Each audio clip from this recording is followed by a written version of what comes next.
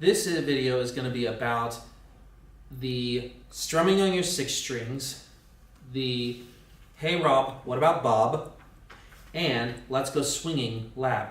So there are going to be 3 labs within this lab. You can do this at home. All you're going to need is a string, some form of weight. Now in class we're going to use the official weights, but at home you can use screws, nails, washers are really good at it.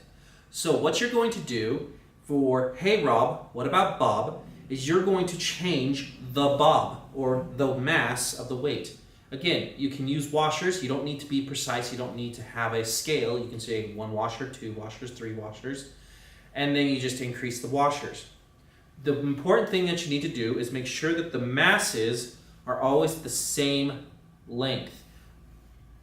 So when you have a small mass and a big mass hanging, you need to make sure that the centers of mass, where the center is the same.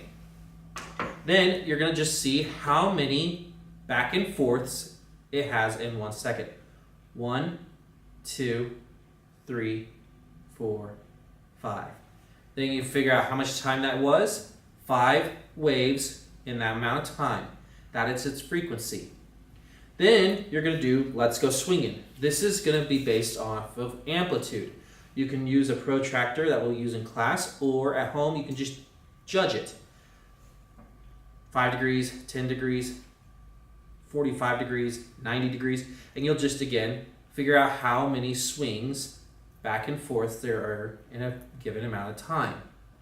Then strumming on my 6th string, you're going to lengthen and shorten the string. Again, it's up to you what you want. If you want to do it only a few centimeters, do you want to do the full length? Do you want to do your length of your house? Does not matter.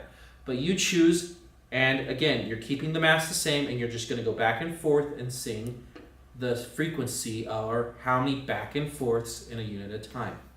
If you have any questions, go ahead and ask your teacher.